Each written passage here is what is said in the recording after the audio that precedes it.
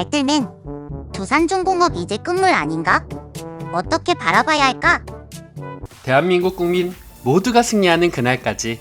안녕하십니까, 알뜰맨입니다. 원전 정책의 관련 수혜주로서 두산중공업에 대해서 많은 관심을 가지고 있었는데요.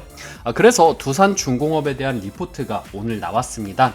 그 얘기를 해드리면서 우리가 어떤 부분에 투자 포인트를 잡으면 좋을까, 그리고 앞서 나온 질문처럼 두산중공업이 이제 끝물이 아닌가에 대해서도 한번 생각해보자, 어떻게 이 기업을 바라봐야 될지 같이 공부해 보도록 하겠습니다. 먼저 두산중공업의 사업 내역을 보면요, 이렇게 포괄적으로 나와 있습니다. 두산 계열사들과 같이 나와 있는 것을 확인할 수가 있었는데요. 두산중공업은 이 계열사에서 총 매출 비중이 35% 정도 나오고요.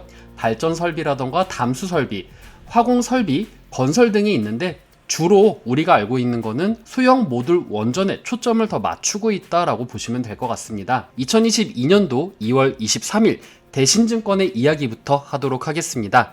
2021년도 4분기 실적은 매출액이 7,211억 원으로 전년도 대비해서 16% 상승이 되었고, 영업이익은 전년도 대비해서 흑자 전환을 했습니다. 그리고 수주를 살펴보니까 2022년도의 수주는 7.3조 원으로서 전년도 대비해서 33% 증가가 되었고, 잔고는 15.5조 원 정도라고 보시면 될 것 같습니다.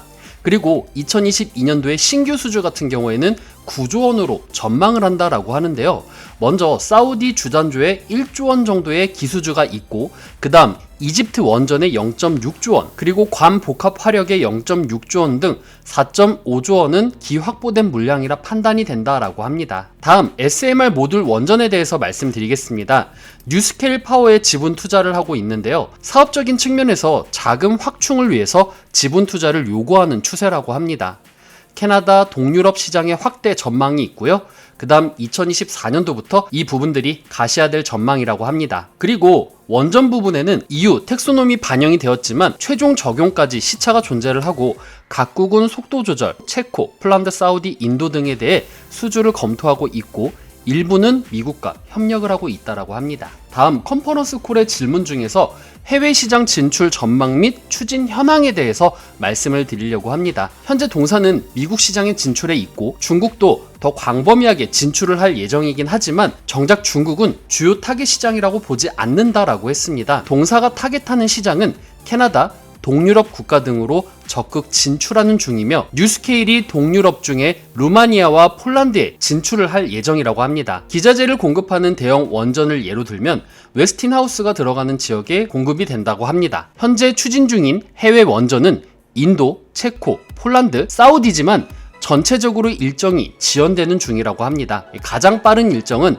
2024년도에 체코 부분이 있는데요. 올해 2월 공식 입찰 안내서를 발급할 예정이고, 하반기 제출 후에 2024년도 수주가 가시화가 될 예정이라고 합니다. 그 다음 폴란드는 2025년도를 예상하고 있는데 미국 설계 용역을 수행 중이라고 하네요. 미국, 프랑스, 한국은 진행 중이긴 하지만 역시 일정이 다소 밀릴 것으로 예상이 된다라고 합니다. 그리고 2026년도에는 사우디와 인도가 있는데요. 인도는 웨스틴하우스가 수주를 하면 동사가 계약하는 방식으로 현재 인도 발주 처량 웨스틴하우스랑 협약이 예정보다 다소 지연돼서 동사의 스케줄도 미래돔텍 소노미 최종 안에 원전이 포함되어 있지만 최종까지 소요되는 시간은 각국의 원전 추진 영향을 주며, 그 외 인플레이션 우려나 여러가지 금리 인상 등이 대형 프로젝트 신규 투자에 다소 영향을 주는 것으로 전망된다라고 합니다. 인플레이션과 금리 인상에 대한 우려가 신규 투자에 대한 부분에 영향을 주기 때문에 두산중공업 역시 인플레이션과 금리 인상에 대해 체크를 하는 것이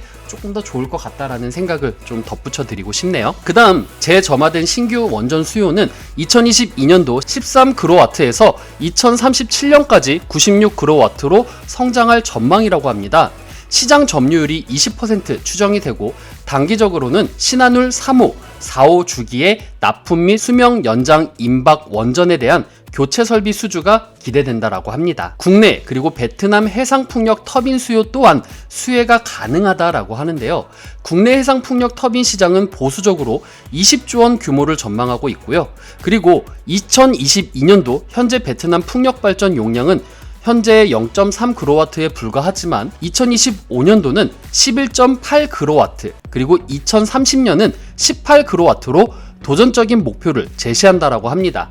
동사는 베트남 현재의 유일한 중공업 사업자로 독점적인 지위를 점유하고 있다라고 하네요. 괌 복합 화력 6천억 원, 엘다바 원전 발전 설비 6천억 원, 사우디 주단 조공장 1조 원, 창원 연료전지 5천억 원, 감수 플랜트 3천억 원, 가스터빈 3천억 원, 온헤드 신규 수주 및 유지보수 3조 원을 확보를 했고, 신재생 에너지 관련 8천억 원, 미국향 SMR 기자재 2천억 원 등 추가될 것으로 예상이 된다라고 합니다. 그래서 23년도부터 26년도까지 연평균 10조 원 규모로 수주 성장 및 에너지 전환 관련 사업 비중을 확대할 전망이라고 하네요. 매출액과 영업이익에 대한 성장치를 한번 봐봤는데요. 2023년도에 대한 데이터는 없기 때문에 2021년도 대비해서 2022년도 어떻게 성장하는지 확인을 해봤습니다. 매출액은 마이너스 24% 하락을 하지만 영업이익은 무려 474%가 상승이 됩니다.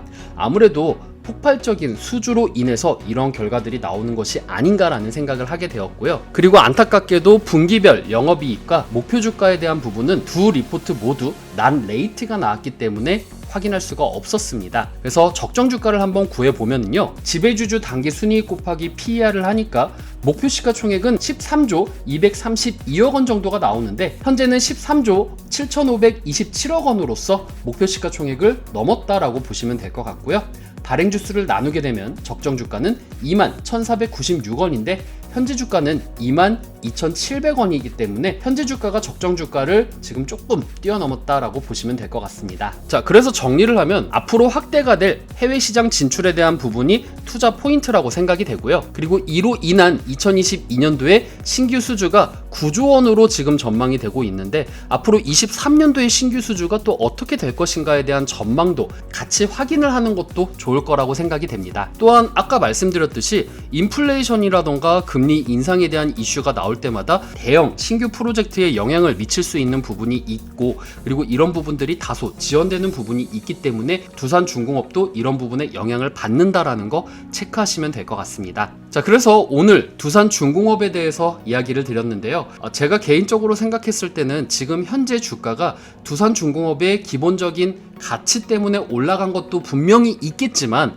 아무래도 정치적인 수혜 부분 때문에 많이 올라간 부분도 있다라고 생각을 합니다.